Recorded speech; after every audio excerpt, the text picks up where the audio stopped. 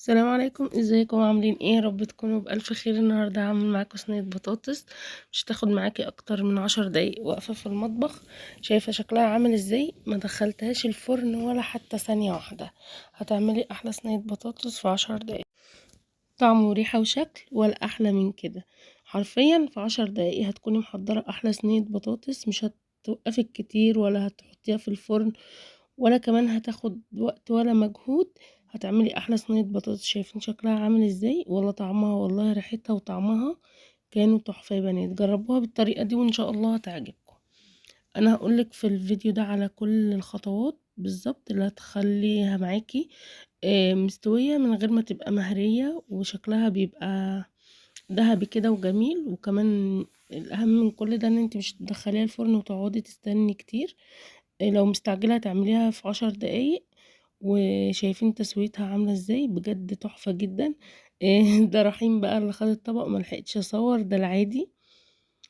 المهم انا دلوقتي جبت الفراخ غسلتها ونقعتها في ملح وليمون وسكر، عشان مش بحب احط خل على الفراخ، بيديها ريحه مش مستحبه يعني. وحسيت ان الفرخه كده مدملكه كده وكبيره، فاخدت منها الصدر اللي انتوا شايفينه ده. هنبقى نعمل بيه أكلة تانية إن شاء الله.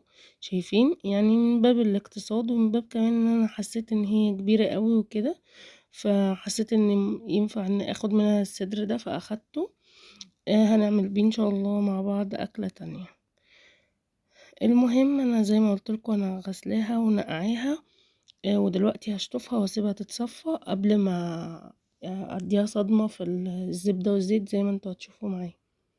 المهم انا جبت صينيه هنا معايا على النار، وكانت الزبده ساحت وكانت هتتحرق بصراحه، فنزلت بالورك ده قبل التصوير يعني. المهم يعني ان انا جبت صينيه وحطيت فيها زبده وزيت وسيحتهم بالشكل ده، خليتهم لغايه ما سخنوا كويس قوي. ونزلت بالفراخ بتاعتي كده واحده واحده. هديها الصدمه دي وهديها تحميره كويسه قوي، بحيث ان انا زي ما قلت لكم ان هي مش هتدخل فرن معايا ولا اي حاجه. انا هسويها كلها قدامكم من الالف للياء على البوتاجاز، وبكده هنكون انجزنا وموقفناش في المطبخ كتير، وعملنا احلى صينية بطاطس بالفراخ. شايفين لونها عامل ازاي؟ انا يعني زي ما قلتلك ما دخلتهاش الفرن ولا حتى هدخلها الفرن، بس لو انتي عايزة تدي البطاطس لون يعني ووش وشواية وكده هتدخليها 10 دقايق. المهم انا بعد ما طلعت الفراخ نزلت بالبصل زي ما انتم شايفين كده. هقلبه في نفس الزبدة والزيت، وهديله تشويحة كده، وانزل بمعلقة توم. معلقة التوم دي مهمة جدا طبعا، لازم تنزلي بيها لما البصل يدبل. وهتاخدي كل بهاريز الفراخ كده وانتي بتشوحي البصل.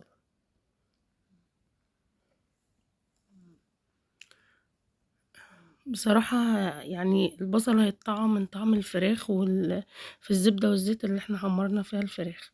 وهنزل كده واحدة واحدة بالبطاطس واديها تشويحة، وهي دي التشميعة اللي هتخلي البطاطس معاكي تستوي من غير ما تتهري. وكمان مش تاخد وقت في التسوية يعني، على طول مجرد ما تاخد غلوتين 3 كده هتهدي النار، وبعدين هتشوفيها هتبصي تلاقيها مستوية وحلوة جدا معاكي زي ما انت شفتي كده. شايفين انا قربت لكم التصوير من زاوية قريبة علشان تشوفي انا عملت ايه بالظبط. انا دلوقتي بشوح البطاطس مع البصل والثوم في الزبدة والزيت اللي انا عملت فيهم الفراخ.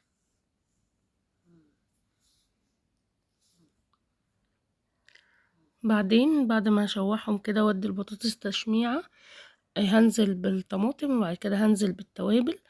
التوابل بتاعتي عبارة عن ملح وفلفل ورشة من ال7 بهارات ورشة من الكزبرة ورشة من الكمون.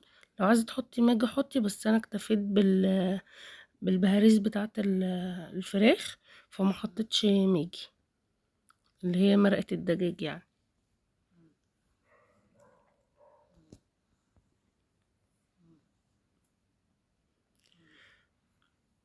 وبعدين انا دلوقتي اهو اتشوحتها، وهنزل معاكم بالطماطم دلوقتي. دول عبارة عن 5 طماطمات كده وسط، ضربتهم بالهاند بلندر ونزلت بيهم كده بالشكل ده. هقلب البصل والطماطم والبطاطس مع بعض كده بالشكل اللي انتوا شايفينه ده، وبعدين هنزل بالتوابل. انا كده نزلت بالملح والفلفل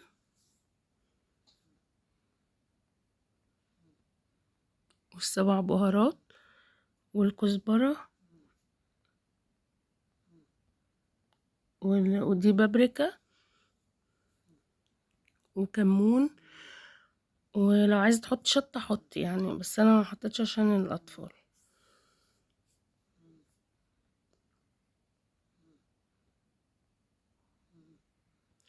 بس كده، وهي دي كانت كل التوابل، وقلبتهم كده بالشكل اللي انت شايفاه ده.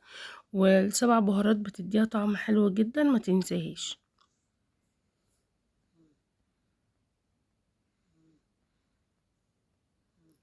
وهتقلبيها كلها بالشكل اللي انت شايفاه ده، وهتسيبيها كده تغلي على النار، وبعدين تروحي محطة على وشها كده الفراخ اللي انت مديها صدمة وهي يعتبر مستوية برضو شوية، مش تاخد وقت برضو معاكي في التسوية، وهتبقى دايبة كده وزبدة، وان شاء الله تجربيها وتعجبك جدا، وبألف هنا وشفا.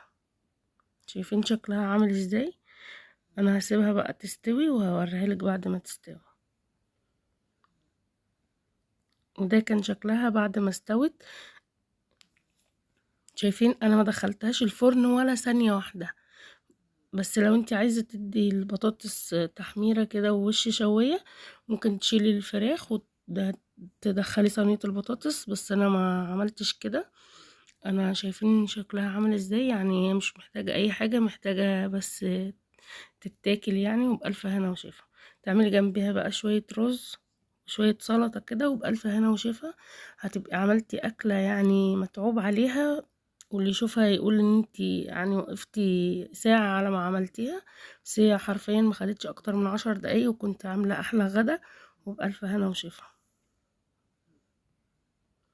شايفين شكلها عامل ازاي؟ البطاطس مستوية جدا من غير ما تبقى مهرية. شايفين؟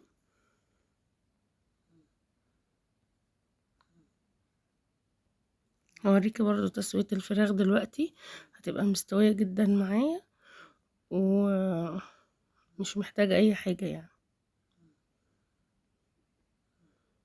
بس هو ده كان الفيديو بتاعي، رب يكون عجبك. لو عجبك ما تنسيش تحطي اللايك، ومع السلامة.